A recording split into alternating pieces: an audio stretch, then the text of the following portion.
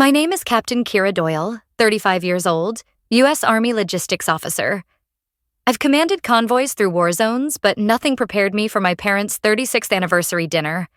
When my father raised his glass and said, "We wish your sister was our only child." The room froze. My training didn't. Would you have stayed or walked away? Drop your thoughts below and subscribe for more soldier revenge stories of respect, discipline, and quiet strength.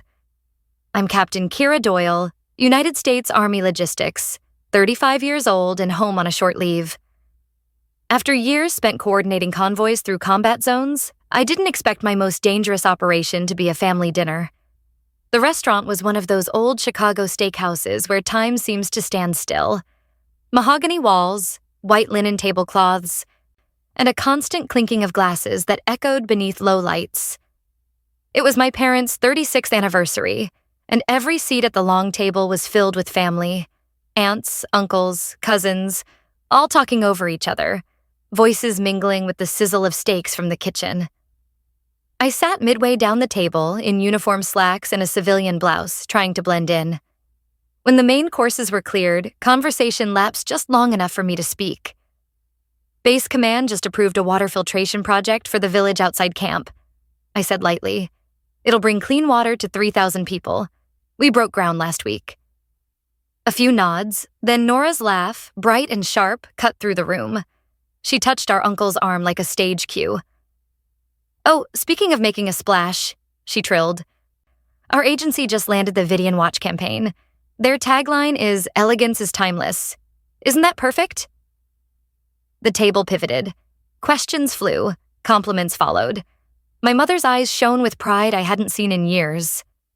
My father nodded, pleased. My story, my 3,000 souls and a pipeline in the desert, evaporated. I lifted my water glass. The ice clicked softly like a metronome counting beats to stay calm. Dessert menus arrived. I tried again, tactically. The store's inventory could net 15% more if we route surplus jackets through a Tennessee distributor, I offered. Before I could finish, Nora sighed theatrically. "Kira, darling, not everyone wants to talk logistics at a party. It's so boring." Her signal flare went up. Laughter followed. Uncle Mark grinned. "Leave business to people who know how to run one." A cousin added, "Who even buys that army junk anymore?" The heat in my chest was steady, contained. Years in uniform teach you to absorb incoming fire before you move. I scanned faces. Mother smiling faintly, Aunt Susan avoiding eye contact. Then a chair scraped back. My father rose, glass in hand. For a moment, I thought he would restore order. Instead, he looked straight at me. "On our 36th anniversary," he said calmly, "your mother and I have been reflecting. We wish your sister was our only child." Silence crystallized. 20 pairs of eyes fixed on me. Nora smiled, small and victorious. The impact was total, but training took over. Acknowledge, attack confirmed. Assess, position untenable. Act, execute withdrawal. I folded my napkin neatly, set it beside my plate, and stood. "Happy anniversary," I said, voice steady. Then I walked toward the exit. The door closed behind me with a soft seal. Outside, the wind off the river cut through my coat, sharp and honest. For the first time that evening, I could breathe. The cab dropped me at an airport hotel near O'Hare, the kind built for people passing through, not staying. Neutral walls, neutral air, a bed made with military precision. I didn't turn on the TV. I didn't call anyone. Old instincts kicked in. When a mission collapses, you run the after-action review. I unzipped my duffel, pulled out the rugged Army-issue laptop I carried everywhere, and set it on the desk. Its boot-up hum was steady, familiar. I opened a new folder and typed the title, Operation Family Audit. First objective, gather intelligence. I connected my external hard drive, a silver rectangle filled with 20 years of digitized family photos, letters, receipts. I hadn't opened it in years. It was supposed to be a comfort archive. Tonight, it was evidence. Click by click, The images appeared. Christmas 98. Nora in the center holding a doll, spotlight catching her smile. I was in the background, cleaning wrapping paper. Graduation photos. Nora between my parents, diploma raised, me half-cropped on the edge. Disney trip. Nora laughing with Cinderella, Nora on rides, Nora posing with Mickey. Only one image of me, holding everyone's coats. Patterns, always patterns. In logistics, patterns reveal weaknesses in supply lines. In life, they reveal truth. The truth was brutal. I wasn't an afterthought. I was support staff in someone else's story. I exhaled slowly, fingers hovering over the keyboard. The screen reflected my face, calm, analytical. Feelings later, facts first. Next objective, financial trace. I logged into my banking app. Under recurring transfers, there it was. Doyle Surplus LLC, $500 every month. 12 transactions this year alone. 10 years of quiet deposits, over $60,000. No acknowledgement, no thank you. And I remembered a conversation from 3 years back, overheard while pouring coffee in my parents' kitchen. Mom's voice, lilting. The store is finally turning a corner. It's all thanks to Nora. She's been so generous helping us every month. Her friend? She's such a blessing. The pot had frozen halfway to my mug that day. I hadn't said a word. Soldiers learn to hold their fire. Tonight I let the memory play once. Then archived it in the mental evidence log. I opened my email backup, searched for Doyle Surplus. Old spreadsheets appeared. Profit margin projections, vendor contacts, logistics SOPs I'd built on deployment nights. I'd handed my family a blueprint for survival. They'd handed the credit to someone else. I dragged every relevant file, bank records, photos, spreadsheets, into the Operation Family Audit folder. Labeled subdirectories, Phase 1, Neglect Phase 2, Misattribution, Phase 3, Erasure. Then I opened one last image, a scan of a handwritten card from my grandfather, Colonel Henry Doyle, sent to West Point my first year. Never let anyone dim your light, Kira. I see it, even when they don't. The words hit harder than my father's toast. A single tear escaped, hot but contained. Not weakness, a pressure release. I closed the card, sat back, and reviewed the digital evidence spread across my screen.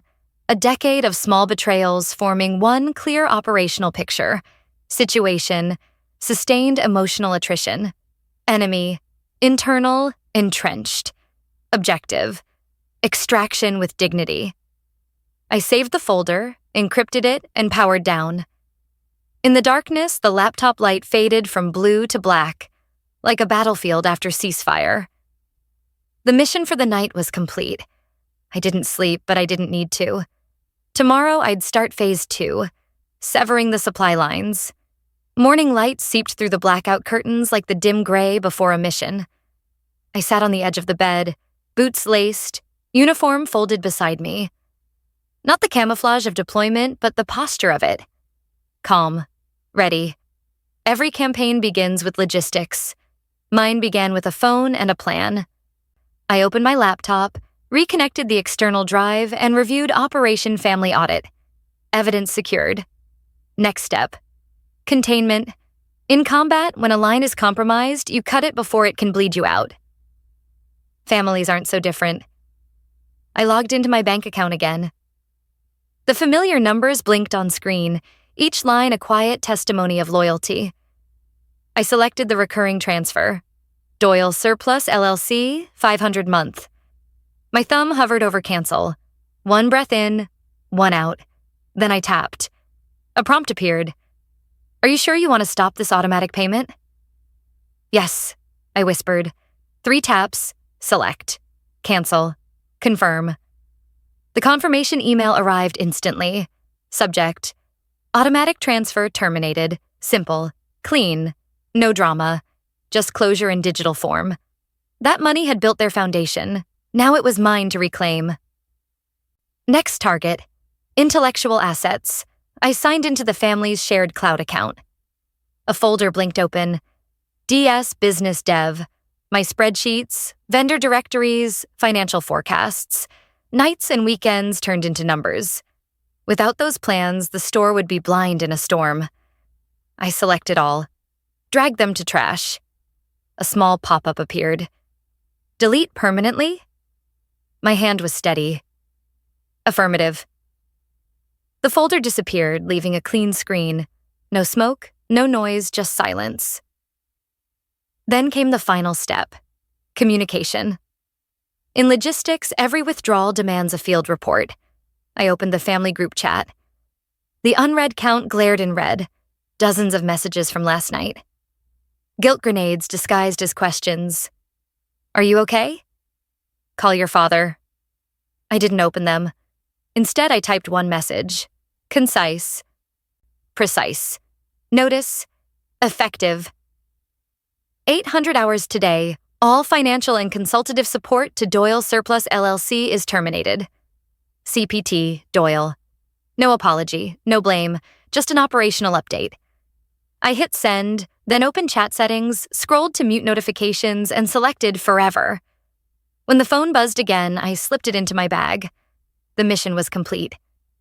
Downstairs in the hotel lobby, travelers shuffled past with rolling luggage. A child's laugh echoed off the marble floor. Life moved on, oblivious. At the gate in Terminal 3, I ordered black coffee and watched planes taxi past frost-streaked windows. The world outside looked cold but clear. For once, I wasn't calculating anyone else's supply routes. The boarding call sounded. As I settled into my seat, I powered my phone back on. The screen filled instantly. 19 missed calls. 37 unread texts. I opened none. Not yet. In combat, you study the enemy's communications before you respond. Instead, I plugged in my earphones, closed my eyes, and let the jet engines drown the noise. The sound was steady, like distant artillery. When the wheels lifted off the tarmac, something in my chest lifted too. 2 hours later, somewhere above the clouds, I finally opened voicemail. Father. Call me back right now, Kira. You hear me? Right now. Delete. Mother. Kira, honey, please. You're tearing this family apart. How could you do this to us? Delete. Nora. Text message. Think you're so tough, Captain? You just made the biggest mistake of your life. Her words scrolled across the screen like an incoming threat report. I read them once, expression blank. Mistake? Maybe to them. To me, it was the first correct order I'd executed in years. I closed the messages, switched the phone to airplane mode again, and stared out the window. Clouds drifted below. Soft, endless, untouchable. Some wars end not with victory parades, but with quiet exits and canceled transfers. And this one had just begun. By the time I was back on base, the silence had teeth. No one here knew about Chicago or the ambush over steak and Cabernet. In the Army, you don't bring civilian chaos into command quarters. You box it, label it, and store it behind your ribs. Still, something in me had shifted. My tone clipped shorter in briefings. My reports came back flawless but bloodless. I stayed later in the office, triple-checking manifests that didn't need triple checks. Lieutenant Kathleen Riley, Kat, noticed first. We'd gone through officer candidate school together. Kat had a way of reading people without prying. After one late training day, we sat on the tailgate of a Humvee, boots dusted in Carolina red clay. She handed me an ice-cold water bottle, condensation dripping onto my sleeve. Whatever battle you fought back home, she said softly. Looks like it left shrapnel. I didn't respond. Soldiers are trained to wait for clear orders. She didn't press, just nodded toward the setting sun. You don't have to fight it alone. I've got your 6. 3 words, military shorthand. I've got your back.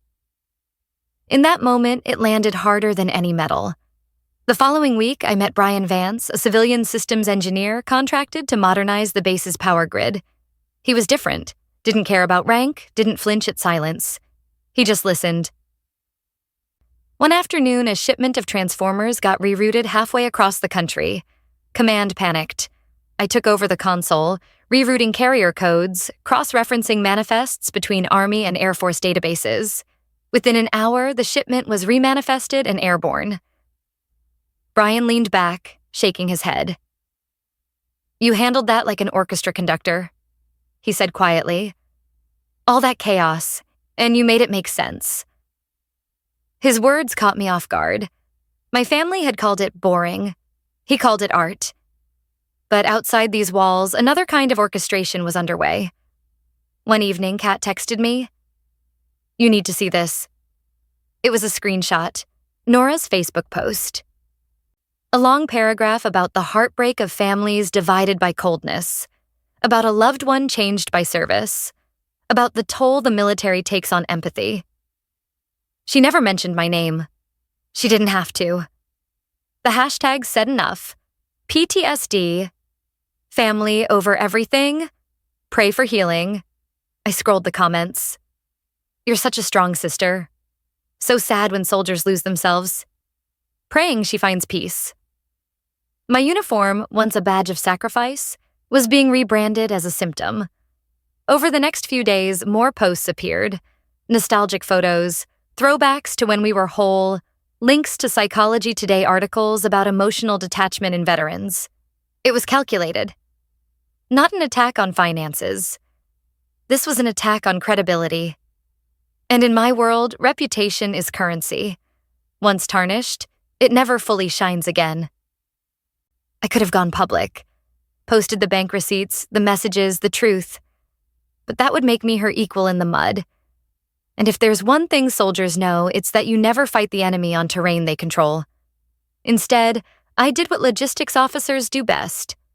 I documented screenshots, URLs, timestamps, archived threads exported to PDF, each one labeled and stored in Operation Family Audit, Phase 4, Narrative Warfare.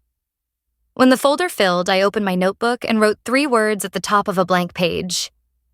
Choose your battlefield. If Nora wanted an audience, she could have it. I'd take something better. Authority. That night, I made a call to Florida. The line crackled and an old familiar voice answered. Calm, precise. The voice that had once commanded battalions. "This is Colonel Henry Doyle." I swallowed the tightness in my throat. "Granddad, I need to file a report." There was no hesitation, only the shift of tone, from warmth to command. "Then you'd better come brief me in person, Captain." Mission accepted. Flying into Florida felt like descending into another world. Humid air, slow voices, sunlight that softened every hard edge. But my mission was clear. This wasn't a family visit. It was a formal briefing. My grandfather, Colonel Henry Doyle, U.S. Army, retired, lived in a modest villa surrounded by trimmed hedges and disciplined order. Every object on his porch had alignment. Even the flag on the pole faced perfect true north. He opened the door before I could knock twice. His eyes were still clear, pale blue and direct. A commander's eyes. "Situation report, Captain," he said, stepping aside. Inside, the study smelled of leather polish and history, medals framed on the wall, a folded flag under glass, and a map of Europe from his days in Germany. I took the seat across from him, spine straight, knees locked. This wasn't small talk. This was a briefing. I opened my laptop and began. Inciting incident occurred at 1930 hours. Location: Jean and Giorgetti's, Chicago. Initial contact: verbal attack. Statement from my father: "We wish your sister was our only child." Witness count: 23. The colonel didn't flinch. His expression was the same one he'd probably worn during field inquiries decades ago. "Continue." I outlined the sequence: public humiliation, silent withdrawal, evidence audit, 10-year transfer log of $500 monthly, intellectual contributions to the family business, and Nora's online disinformation campaign. Each fact delivered like an entry on a casualty report. No embellishment, no emotion. When I finished, I slid the flash drive across the table. Encrypted folder labeled Operation Family Audit. He didn't open it. He didn't need to. He trusted the format. His eyes moved from the drive to my face, slow and deliberate. "You've done your reconnaissance," he said. "You followed chain of command. You stayed disciplined. Tell me, what outcome do you seek?" For a moment, I didn't speak. My throat felt tight. Then, "Not revenge, sir. Just closure. A record that what happened isn't erased." He leaned back, hands steepled. "Closure is earned, not granted, and dishonor has consequences." He stood, walked to a cabinet, and opened a velvet-lined box. Inside lay a single-unit coin, his old command emblem, silver dulled by years. He pressed it into my palm.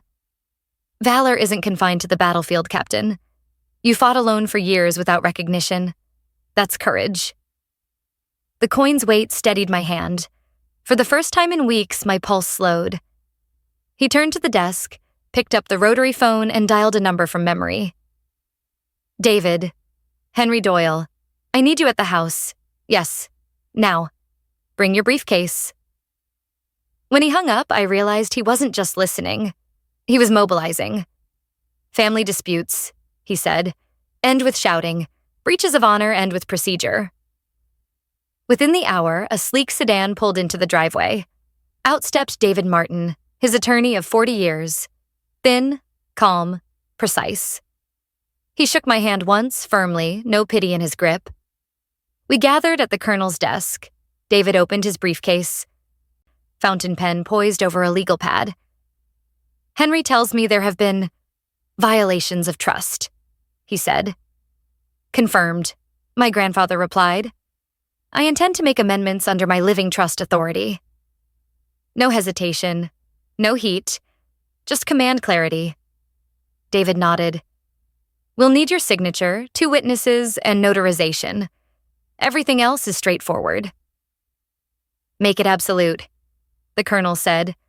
"Remove my son, his wife, and their other daughter. They have acted without integrity." I sat frozen, caught between shock and duty. "Sir, I didn't come here for—" He raised a hand. "You came here for order. This is order." David continued writing. The pen's scratching was the only sound. "You'll need to name a new beneficiary," the lawyer said gently. The colonel's gaze turned to me. "My granddaughter, Captain Kira Doyle." My mouth opened, closed. "Granddad." "Condition attached," he interrupted. "A portion of the estate funds a foundation for female veterans, the Eleanor Doyle Valor Fund. You'll chair it permanently." It wasn't about wealth. It was about legacy. Taking the Doyle name, once tainted by arrogance, and binding it back to service. He placed his pen on the desk. "You led with discipline when emotion would have been easier. That's leadership." David folded the draft neatly, setting it beside the phone. "I'll return tomorrow for execution." When he left, the colonel looked back at me. His voice softened, just a fraction. "You did your duty, Kira. Now I'll do mine." I nodded, unable to speak. Outside, the Florida sun hung low over the palms, sharp and bright. For the first time, justice didn't look like vengeance. It looked like paperwork signed in neat ink and stored in a fireproof cabinet. The next afternoon unfolded with military precision. At exactly 1400 hours, David Martin's black Lincoln eased into the driveway. 2 neighbors, retired Navy men, arrived soon after. Crisp polo shirts, straight backs. Witnesses. Everything was by the book. Inside the study, sunlight angled across the desk like a spotlight. My grandfather sat behind it, posture straight, pen ready. David unpacked his briefcase. Documents clipped, notary stamp gleaming like a seal of command. "Let's begin," the colonel said. David read each clause aloud, voice calm, methodical. My father's name. Removed. My mother's removed. Nora's removed. Their shares, trusts, and residual claims all struck through. When he reached my name, I felt my breath hitch. Not pride, just disbelief. All estate assets, including real property, investments, and holdings within the Doyle family trust, are to be transferred to Captain Kira Doyle upon the grantor's passing, subject to fiduciary oversight. I almost spoke, but my grandfather lifted one hand. We follow procedure, Captain. No interruptions. Then came the clause that changed everything. A designated portion, 40% of liquid assets, is to be directed into a charitable entity, the Eleanor Doyle Valor Fund, to support female veterans in transition to civilian life. Founder and lifetime chair, Captain Kira Doyle. It landed like a final order. Firm, moral, irrevocable. When he finished reading, David slid the pages forward. The colonel signed first, his signature sharp and unwavering. The witnesses followed. 2 initials, 2 full names. 1 notary seal pressed down with a firm thud. When the stamp lifted, it was done. No speeches, no gavel. Just quiet authority executed in triplicate. Documents will be filed by end of day, David confirmed, sliding them into a leather folder. You'll receive certified copies next week. My grandfather nodded once. Good. Now we deliver the message. He crossed the room, lifted the receiver of his rotary phone, and dialed slowly. Margaret, he said warmly. It's Henry down in Florida. Margaret, the family's unofficial communications officer, the cousin who could turn news into wildfire. He made small talk for a minute. Health, weather, grandchildren, before slipping in the payload. Had my lawyer over today. Revised my will. Kira's my sole heir now, and we're founding a veterans fund in Eleanor's name. Wanted you to hear it directly, so it doesn't sound like gossip. There was a long pause, a faint gasp on the other end. Thank you, Margaret. I know I can trust you to keep it quiet. He hung up, eyes twinkling with dry humor. Operation Thunderbolt complete. I couldn't help it. One corner of my mouth lifted. The old soldier had just launched a precision strike without raising his voice. We didn't have to wait long for the shockwave. By evening, my phone lit up like a distress beacon. A cousin's message. Is it true Grandpa cut them out? Another from an old neighbor. Heard about the Valor Fund. That's incredible. Then came silence. No more accusations, no more pity posts. Just the sound of a rumor reversing direction. Within a week, intelligence trickled in. Suppliers to Doyle Surplus called in their credit lines. The bank, no longer expecting inheritance-backed collateral, demanded repayment. Without my quiet deposits or strategic guidance, their foundation crumbled. The store closed, liquidated to cover debt. Nora's PR firm began losing contracts. Clients saw the family name trending for all the wrong reasons. The narrative of the selfless sister collapsed when facts surfaced. My decade of financial support, her false claims, their betrayal. I didn't post a word. I didn't call anyone. Truth, once set loose, traveled without orders. One email arrived from Nora. You have everything now. Grandpa's money, his approval. Can't you just share a little? We're still family. I read it once. She still thought it was about assets, not accountability. I clicked delete. 2 days later, a voicemail from my mother. They're taking the house. The store's gone. We were wrong, Kira. Please help us. Save us. Her voice cracked on that last word. Save. The same word that had kept me in the line of fire for decades. Not this time. I didn't save the message. I didn't replay it. I deleted it like a mission log from a completed campaign. Forgiveness, I'd learned, didn't mean re-enlistment. Outside the villa, the Florida dusk burned gold through palm fronds. The colonel stood beside me on the porch, gaze steady on the horizon. Clean execution, he said quietly. Minimal collateral damage. I nodded. No celebration needed, sir. Just relief. He handed me a glass of sweet tea. Then take the win, Captain. You've earned extraction. We stood there in silence as the sun dropped low. Justice had been served, not shouted. And the battlefield that once felt endless was finally clear. 1 year later, The world felt quieter, not because life had slowed, but because the noise of false duty was finally gone. I stood at the podium in a modest community college auditorium just outside Jacksonville. The flag behind me barely moved, framed in soft afternoon light.